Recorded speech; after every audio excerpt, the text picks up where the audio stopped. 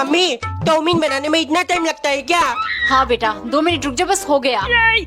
Mummy, आपको chowmein बनाना आता है? मुझे तो कभी बनाकर नहीं खिलाया। अरे तू जब छोटी थी तो ये सब के बारे में कहाँ पता था। आजकल तो सारी रेसिपीज यूट्यूब पर मिल जाती है। टिल्लू, थोड़ी टेस्ट करा, देखो कैसी बनी है। नहीं, तब मेला है। मत दे, कौन सा बाजार वाली टेस्ट आएगी। हैं, सिम्मी क्यों कॉल कर रही है? Hello Timmy, hello. तू कहाँ है टिम्मी? तेरी आवाज नहीं आ रही। Hello hello. टिल्लू देख, मैं टिफिन में कॉर्नफ्लेक्स लेकर आई हूँ। कॉर्नफ्लेक्स? वो क्या है? अरे बुद्धू, ये ब्रेकफास्ट में खाते हैं। तेरे कंजूस पापा ने कभी नहीं खिलाया। नहीं टिम्मी, थोड़ा मुझे भी खिलाना। नहीं, जा यहाँ से। मम्मी, मुझे कल टिफिन में कॉर्नफ्लेक्स चाहिए। इंडिया फ्लैग सुना था, ये कॉर्नफ्लेक्स क्या है टिल्लू? अरे वो अमीरों का नाश्ता है। इतनी महंगी आती है। पापा, अगर नहीं दोगे तो मैं अभी रोना शुरू कर दूंगा। ठीक है ठीक है। टिम्मी, कॉर्नफ्लेक्स, मेरे पापा कंजूस नहीं है, समझी? देखो जरा। ये तो कड़क रोटी का चूरा बनाकर दे दिया तेरे कंजूस पापा ने। 5 साल बाद एक औरत को लगने लगा उनका बच्चा बहुत अलग दिखता है और उसकी एक भी आदत अपने माँ बाप जैसी नहीं है। एक दिन औरत ने डीएनए टेस्ट करने का फैसला किया। रिपोर्ट्स आने पर औरत के पैरों तले जमीन खिसक गई।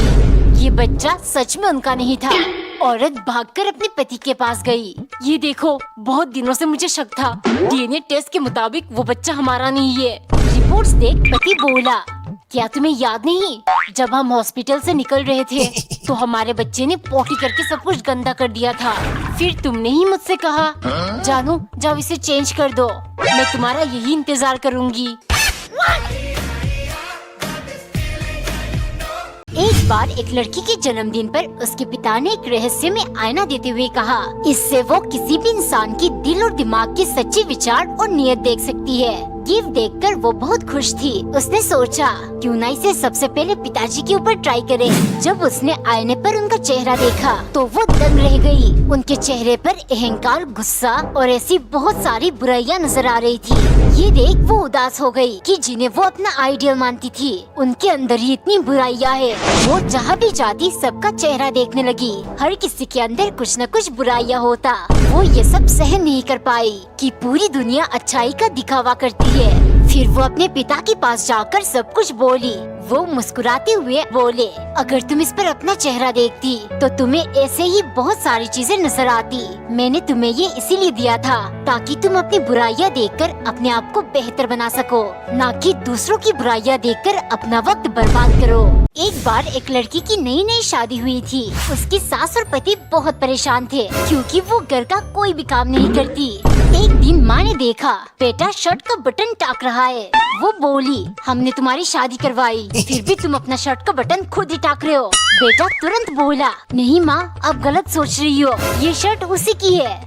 ये सुन माँ को बहुत गुस्सा आया। वो सोच में पड़ गई, अगर ऐसा ही चलता रहा तो मेरा बेटा जोरू का गुलाम बन जाएगा। फिर उसने एक प्लान बनाया और बेटे से बोली, अगर तुझे अपनी बीवी के पल्लू से बांधकर नहीं रहना है तो मेरी बात सुन, कल मैं झाड़ू लगाऊंगी, तुम आकर बोलना, माँ रहने दो मैं दे दूंगा। इस तरह उसको शर्म आएगी। अगले दिन बहू बैठकर फोन चला रही थी। माँ झाड़ू देने लगी, तभी बेटा आकर बोला, रहने दो माँ मैं लगा दूंगा। ये सब देख दुल्हन बोली, अरे इसमें लड़ने की क्या बात है, एक दिन झाड़ू आप लगा देना, एक दिन माँ लगा देंगी। एक बार एक नौकरानी बहुत टेस्टी खाना बनाकर अपने मालिक को खिलाती थी। मालिक उससे बहुत खुश थे। अचानक एक दिन नौकरानी काम पर नहीं आई। ये इतनी मेहनत से काम करती है, इसका सराहना करना चाहिए, तबीयत छुट्टी नहीं करेगी। पगार देते टाइम उन्होंने पैसे बढ़ा कर दिया। नौकरानी ने चुपचाप पैसे ले लिया। अगले महीने वो फिर से 2-3 दिन के लिए काम पर नहीं आई। इस बार मालिक का दिमाग खराब हुआ, क्या फायदा इसके पैसे बढ़ाने का, ये तो सुधरने का नाम ही नहीं ले रही। सैलरी देते वक्त मालिक ने पैसे कम करके पहले जितना ही दिया। नौकरानी ने इस बार भी कुछ नहीं कहा। मालिक ने आश्चर्य से पूछा, पिछली बार छुट्टी लेने पर मैंने पैसे बढ़ा कर दिया और इस बार छुट्टी करने पर मैंने तुम्हारे पैसे वापस कम कर दिया, तुम तब भी चुप थी और आज भी शांत हो, ऐसा क्यों? नौकरानी धीरे से बोली, मालिक पिछली बार मैंने छुट्टी करी क्योंकि मेरी बहन की शादी थी, आपने तनख्वाह बढ़ाया, मैंने इसे ऊपर वाले का आशीर्वाद समझ लिया। इस बार मैं काम पर नहीं आई क्योंकि मेरी माँ का निधन हो गया था। आपने पैसे कम दिया, मैंने मान लिया। माँ अपना हिस्सा लेकर चली गई। एक बार नौकरानी ने दूध में खूब सारा पानी मिलाकर चाय बनाया, जिसे पीते ही मालिक चिल्लाए, रोज रोज ये पी के चाय क्यों बनाती हो? मुझे कड़क चाय पसंद है। डर के मारे नौकरानी चुपचाप वहाँ से भाग गई। एक सुबह दूध गैस पर चढ़ाकर नौकरानी फोन देखने लगी। आज दूध में बराबर नजर रखूंगी, अगर रोज की तरह गिर गया तो मालिक को पानी मिलाकर चाय देना पड़ेगा। लेकिन जिसका डर था वही हुआ। तभी मालिक वहाँ आ गए। अच्छा, अब मैं समझा, रोज मुझे फीकी चाय क्यों देती हो? तुम्हारा ध्यान दूध में कम, फोन में ज्यादा रहती है। बताओ क्या करूँ तुम्हारे साथ? काम से निकाल दूँ या पैसे काट लूँ? कुछ मत करिए मालिक, यहाँ बैठकर मेरे साथ ये मजेदार शो देखिए। इसमें ये अमीर लड़का जिसको शॉपिंग करना बहुत पसंद है, इसकी याददाश्त चली जाती है। अच्छा, तो आगे क्या? इतना सारा पैसा कहाँ जाएगा? इसके लिए तो आपको ये कोरियन शो शॉपहोलिक लुइस देखना पड़ेगा। बस आप प्ले स्टोर से Amazon मिनी टीवी को डाउनलोड करो और ऐसे ही मस्त के ड्रामा सी ड्रामा देखो। हर हफ्ते न्यू शो और सारे हिंदी में डब्ड है। सब्सक्रिप्शन की जरूरत नहीं, बिल्कुल फ्री। शादी के बाद एक लड़की बहुत उदास और सहमी सहमी सी रहती थी। उसे बचपन से ही वीडियोस बनाने का बहुत शौक था, लेकिन उसके सपने उड़ान भरते। इससे पहले ही उसकी शादी हो गई। पति उससे बेइंतहा प्यार करता था, लेकिन पत्नी हर वक्त गुस्से में रहती। एक दिन पति ने इन सब का कारण पूछ ही लिया। पत्नी चिल्लाई, तुम्हारी वजह से मेरे सारे सपने टूट गए। मैं वीडियोस बनाकर खुद से कुछ करना चाहती थी, लेकिन अब सब कुछ खत्म हो गया। अगले दिन सुबह पति घर पर नहीं था। पत्नी सोचने लगी, मैंने बेवजह उन पर चिल्ला दिया। इन सब में उनकी कोई गलती नहीं है। तभी दरवाजे की घंटी बजी। बाहर पति एक फोन के साथ खड़ा था। वो बोला, तुम्हारी शादी हो गई, इसका मतलब ये नहीं तुम वीडियोस नहीं बना सकती। मैंने इस फोन में मस्त ऐप को डाउनलोड कर लिया है। इसमें तुम्हें बस एक फोटो अपलोड करनी है और 10 सेकंड में एक अमेजिंग सी वीडियो बन जाएगी। इस ऐप में ढेर सारे वीडियो टेम्पलेट्स है। 100 मिलियन इंडियंस ऑलरेडी मस्त ऐप को यूज कर रहे हैं। बायो में लिंक है, डाउनलोड कर लेना। एक बार एक आदमी दिन रात कामों में व्यस्त रहता, क्योंकि उसे बहुत पैसे कमाने थे। कुछ सालों बाद एक दिन उसे एहसास हुआ कि उसने बहुत पैसे कमा लिया और अब वो लाइफ को एंजॉय करना चाहता है। तभी दरवाजे की घंटी बजी।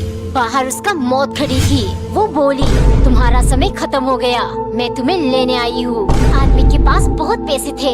उसने समय खरीदने की कोशिश की, लेकिन मौत टस से मस नहीं हुई। फिर आदमी ने कहा, तुम मुझे बस 1 घंटा दे दो ताकि मैं प्रकृति की सुंदरता को एंजॉय कर सकूं और अपनी फैमिली के साथ आखिरी कुछ लम्हे बिता सकूं। बदले में तुम मेरा सब कुछ ले लो। आखिर में आदमी बोला, ठीक है, क्या तुम मुझे 1 मिनट दे सकती हो ताकि मैं अपनी फैमिली को एक गुड बाय नोट लिख सकूं। मौत ने उसकी आखिरी कहा स्वीकार कर लिया। आदमी जल्दी से लिखने लगा, अपने जीवन की हर सेकंड को जियो, क्योंकि अगर मौत आ गई तो इस दुनिया की सारी संपत्ति से भी आप मौत से 1 घंटा भी खरीद नहीं सकोगे। पल्ट एक्लियर्स। दीदी, सबसे बेस्ट है मेरा पल्ट। नहीं टिल्लू, सबसे बेस्ट है एक्लियर्स। मुंह में डालते ही पिघल जाता है।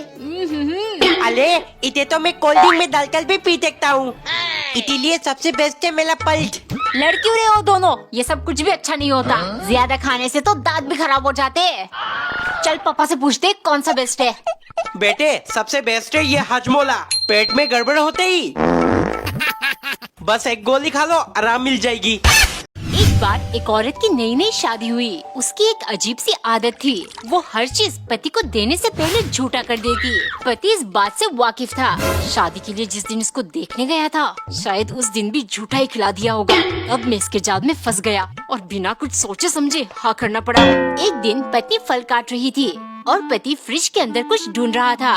तभी उसकी नजर टेबल पर रखी 2 सेब पर पड़ी। सुनो, क्या तुम मुझे वहाँ से एक सेब दे सकती हो? ये सुन पत्नी ने तुरंत दोनों सेब हाथ में ले लिया और 2 सेकंड सोचकर एक सेब में से एक बाइट लिया, फिर दूसरे में से एक और। ये देख पति को भयंकर गुस्सा आया। वो तुरंत चिल्लाने लगा, तुम इतनी बदतमीज क्यों हो? नहीं जानती क्या, किसी को झूठा खिलाने से पाप होता है। पत्नी डर गई। वो उदास होकर धीरे से एक सेब पति को देते हुए बोली, ये लीजिए, ये सेब ज्यादा मीठी है। एक शाम पति को पकोड़े खाने का बहुत मन था। डब्बे में जरा सा ही बेसन बची थी, जिनसे पत्नी सिर्फ 5 पकोड़े बना पाई। उसने 3 पकोड़े पति को दिया और 2 खुद ले लिया। ये देख पति बोला, मैं 3 पकोड़े कैसे खा सकता हूँ, जबकि तुम्हारे हिस्से में सिर्फ 2 है, एक तुम ले लो। पत्नी बोली, पकोड़े तुम्हें खाने थे, इसीलिए तुम 3 खाओ। ऐसे बहस करते करते रात हो गई। फिर पत्नी बोली, बहुत रात हो गई है, चलो सो जाते हैं। कल सुबह जो पहले उठेगा उसे 3 पकोड़े खाने होंगे। सुबह के 11 बज चुके थे, लेकिन दोनों सोने का नाटक कर रहे थे ताकि दूसरा उठे और उसे 3 पकोड़े खाना पड़े। जब शाम होने लगी तो उनके पड़ोसी को लगा कुछ गड़बड़ है। दरवाजा तोड़कर वो अंदर आ गए। उन्हें देख वो शमशान घाट फोन करके बोले, 2 मुर्दे लेकर आऊंगा, क्या अभी जलाना मुमकिन है? ये सुन पति बोल उठा, अरे मैं तो सोने का नाटक कर रहा हूँ। पत्नी झट से बोली, चलो अब तुम्हें 3 पकोड़े खाने होंगे।